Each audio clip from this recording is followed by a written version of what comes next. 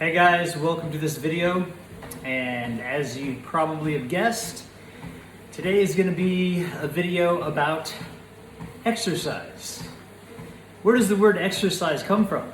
Kind of an interesting tidbit fact for you. If you look up exercise, it comes from the Latin exercere, which means to keep. Kind of reminds me of use it or lose it. So if you want to keep this physical body, you want to stay healthy, you want to live a long life, like the longest lived cultures on the planet, this is what we need to be doing. And of course, I love to go outside, I love to walk by the beach, I love to get out as much as possible, fresh air, ocean, salt air, among the trees and the flowers and the birds and the bees and all those beautiful things.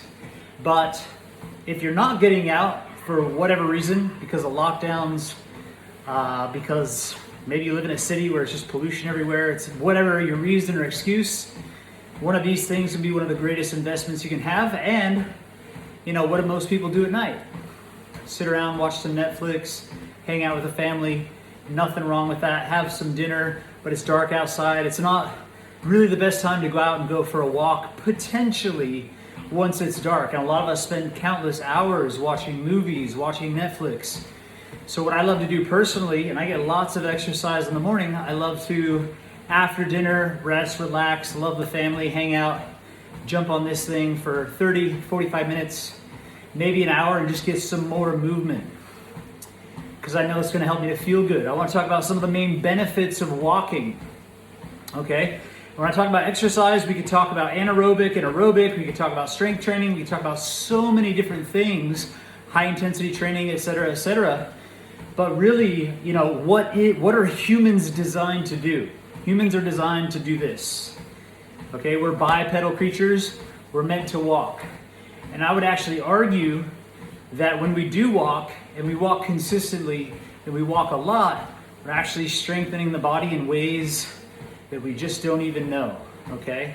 And it's creating longevity. So the longest lived cultures on the planet, you guys can buy a book. It's called The Blue Zones by Dan Buettner. He researches the longest lived cultures around the world, places like Okinawa, Japan, with the longest lived women, Icaria, Greece, Sardinia, Italy, the longest lived men on the planet, and other locations around the world. And then they look at their diet, they look at their lifestyle, they look at all the aspects of what they're doing, and guess what? All of the longest lived cultures on Earth, they're not marathoners, they're not like huge and ripped and bodybuilders and doing all these things. They literally are just walking, they're gardening, they're herding sheep, they're living their lives, they're going out into the fields, they're picking foods, they're going to visit their neighbors and people and things, and using their legs. The average walking of the longest lived cultures on Earth is 5 miles a day. That's 8 kilometers every single day. So really, if we want to live a long, healthy life, it's been proven by the longest lived cultures that have been around for thousands of years. And it just comes down to walking. For probably hundreds of thousands, millions, whatever you believe about human evolution, we wake up every single morning, go for a walk to a water source, so we could hydrate, we could bathe ourselves, we could take that water back to our family, whatever it was, we'd be walking every single day. You'd be walking to find food, you'd be walking here, you'd be walking there, and you'd probably be running if there was a lion or some type of animal that was after you, or you're chasing something down, but most of the time it was just about this. Now I know if you guys notice, there's this cross-patterning motion. Left foot, right arm, back and forth. There's this cross-patterning motion that naturally happens. And I believe that it's the cross-patterning motion that's this constant by walking that's actually rewiring the brain.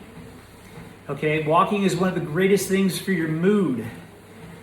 So many people just out of sorts emotionally, got all kinds of mental and emotional types of things going on. A lot of times if you're really angry, if you're upset, if you're frustrated, if you're in fear, one of the greatest things you can do is actually just get out and go for a walk. You could be in a fight with your partner and just pulling your hair out. And if you literally take a deep breath, let it out, go for a walk, the mind starts to process. You know the little story you got, she doesn't love me, she's this, she's not grateful, or he's this, he's that, all these things that we tell ourselves. When you go for a walk, it actually works itself out. It's almost like the brain works better and we can see different perspectives when we have this kind of cross-patterning, masculine, feminine, moving, thinking. What happens for me, I get upset in any situation. I go for a walk, I start to think, I'm like, oh, you know what? Maybe I was a bit of an asshole. Maybe, oh, I can see her perspective. Oh, I can see that person's perspective. Yeah, I'm breathing, I'm in fresh air, I'm by the beach. I totally start to calm down. I don't need a therapist. It just, everything goes by the wayside. One of the best things you can do for mood, depression, anxiety, anger, frustration, fear, all these things is walk it, just walk it out, just walk it out, just walk it out, just walk it out. What intensity?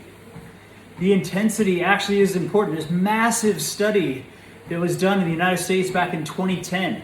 Massive study looking at all-cause mortality and death. They found number one was actually dietary intake.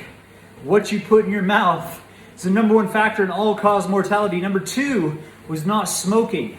Number 3 and 4 were obesity and high blood pressure, which I believe a big factor is, of course, your diet, but also moving your body.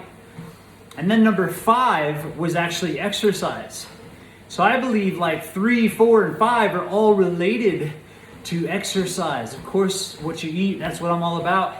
But movement, moving your body, getting your circulation moving. And it's just walking at a fast pace is one of the greatest exercises. How do I know when I'm walking at a fast enough pace?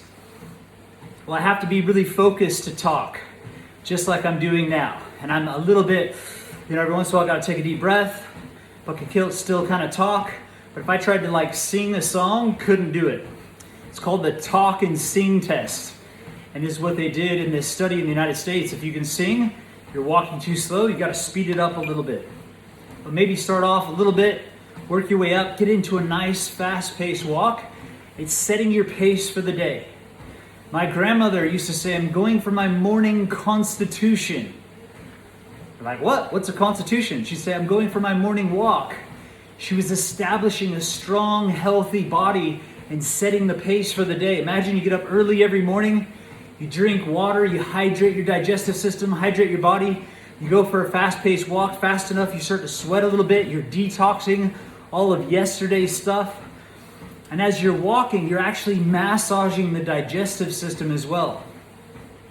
So what I noticed, because every morning I get up super early, I hydrate, drink water, pinch of salt just to alkalize it, get some minerals, jump on this thing because it's super dark outside. It's only 4 o'clock in the morning, I'm on this, and I'm going for it, and I'm warming up. And this is all I would do over and over and over and over and over. But then I get to a point where it's like, wow, my legs feel strong, my body feels strong, I got all this energy. I can't just walk anymore. So then I pick it up and I'm running. I'm not running because I want to be healthy. I'm not running because I want to lose weight. I'm running because I have so much energy from the consistency of walking that I can't help it. That's when we should run. I don't think you should actually go run and just push yourself and push through it and be in pain and have all kinds of issues. Crawl before you walk before you run, and be consistent until you feel like it. It's gonna massively improve your digestive system. What happens to me every morning?